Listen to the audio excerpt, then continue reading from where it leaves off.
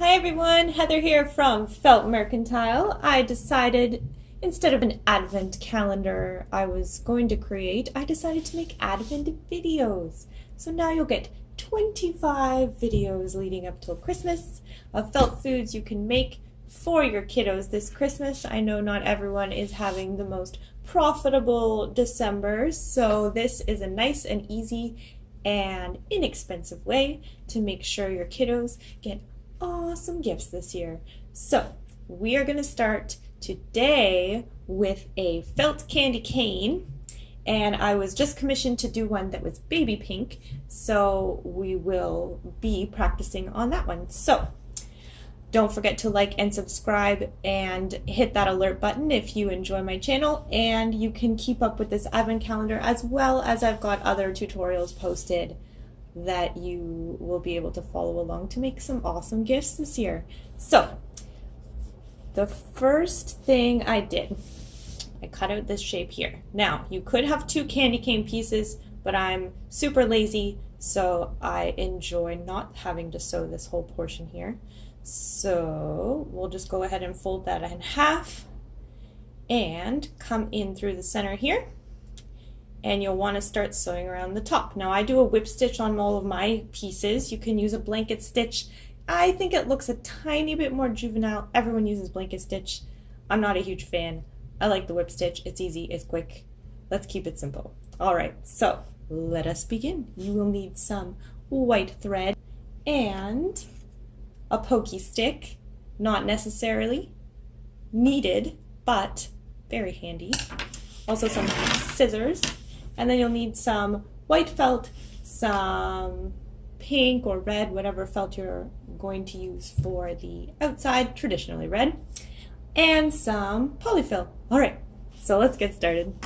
Of course the needle, forgot to mention the needle in the list of materials, but kind of a given. Okay, so show you how I start. I'll just show you how to do the whip stitch, and then I'm gonna cut ahead so you don't have to watch me sew this whole thing. So come in from the center there, fold it in half so you get to hide our knot in the inside.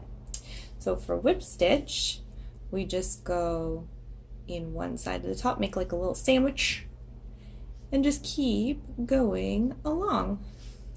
You can make them small or big. If you do go too far into the material, then you will start to get like a bumpy effect. So you don't want to go pick up too little material that it doesn't close, but you want to pick up enough that you can whip stitch all the way around. And I like starting there. I'll come back to you when we are around the edge, but just whip stitch around the whole edge, and we'll stop about here, and I'll see you in a sec. Okay, we made it to whip stitch around the top bit here, so I don't even take my needle or thread out, but I like to start stuffing just at this point. Use a tiny little bit of polyfill just to get the edge done. Use your pokey stick. You can even use your scissors. Try not to stab yourself. Done that before. Who hasn't? And just keep stuffing until you get a nice shape all the way to the end. And after you've stuffed, you can continue sewing. And you don't want it to be bulging, but you want it to be firm enough that it'll stand up on its own 2 feet. Alrighty, great. So now that we've stuffed around the edge, you can keep whip stitching down to the end there. Every once in a while, just give it a stuff every couple inches, just so you can maintain the shape on the way down. Just makes it easier than trying to stuff the whole thing from the very bottom. All right, let's keep going. Okay, we made it to the end. So just take the very last bit of polyfill to fill up the bottom there. Maybe a little bit more, just for consistency's sake.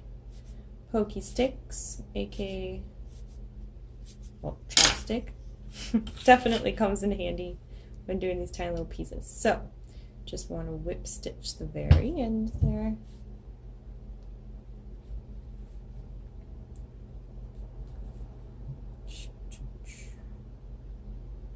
And if you're new to sewing, I'll show you how I tie it off. You can do it stronger if it's going to be used for like tiny little children, but mine are just going on the tree, so I'm not too worried. So you want to start a whip stitch, but not finish it. This is all tangled. There we go. See? Even things don't cooperate for me sometimes. Pull through that extra thread. There we go. So now that you've got this here, and there's no wrong or right way of doing this, this is just the way I do it. Wrap around 3 times, pull that through, and make your knot. So you can do a double. I'm just going to do a single and cut off the extra. So now we come in with our strips. I highly recommend using a rotary blade and a ruler to cut these, because it would be a big pain in the butt if you use scissors. You wouldn't really get a consistent straight line. So you're just going to start at the bottom by placing that on there, and I'll show you how I sew it on. Just let me grab some pink thread. Alrighty, so now that we've got our pink thread, you just want to come in from the bottom of this guy here just to hide our knot. Place that down on the bottom corner like so, and I like to go through and just pick up the end like that. So we want to wrap this around, oops, but leave enough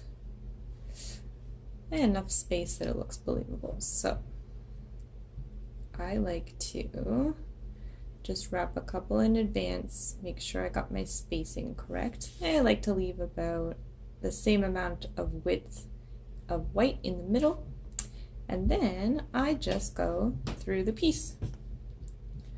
You don't even have to worry about the applique too much, because you can just sew through the bottom piece here. So just continue all the way up, and I will not bore you but I'll show you what happens when we switch colors, or sorry, when we get to the point where we need to put a new piece of pink on. So just keep going all the way around. And already, so I've reached the end of one of the pieces because I cut short little pieces. It doesn't really matter what size you use. You can't really tell too much once you finish this. So all I do is line this up, and we'll want to come up from the end one, go into the new one, and go back. Try not to wrap your thread around, and kind of make it look like one seamless piece there. So just keep on going all the way up, and I'll see you again when we get to here. Okay, we are at the corner now. So what I like to do, I like to maintain the width around the outside, but you're gonna have it all touching on the inside. So don't worry too much. I'm just gonna wind this and show you what we kind of want it to look like. Remember, maintain the width on the outside. Don't worry about the inside. So it's going to look something like this. They'll all be touching on the inside here, but they'll all maintain the width on the outside. Alrighty, so keep on going, and I'll see you at the end. Alright, we made it, guys. So the very end, I just like to give it a couple little reinforced stitches here. Make sure that it's not going anywhere. Okay, same as before. To tie off, go through, pull your thread through around 3 times. Now I'd like to say if you're using embroidery floss, only do 2, because if you do 3, your thread will tend to bind. And if you go more than 3 on this cotton thread or poly thread, then it'll also start to tie up. So now that we've got our knot, clip off the end, clip off the end, trying to clip your stitches. Give it a little shape. And there you go, candy cane. We have 2 finished pink ones, and the great thing about these guys, you can make them any color you want because they're yours. They're custom. You made them. You can go rainbow if you want. Just go wild.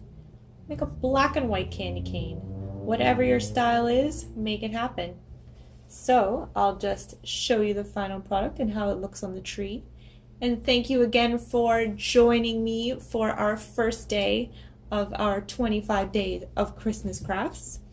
If you like my channel, don't forget to hit that like button and subscribe. Leave a comment. Let me know what you'd like to see next. I can make pretty much anything, so we can have a lot of fun this month. Let me know what you think. Hit that alert button so you are up to date and you hear about it every time I post. All right, thanks guys. See you soon.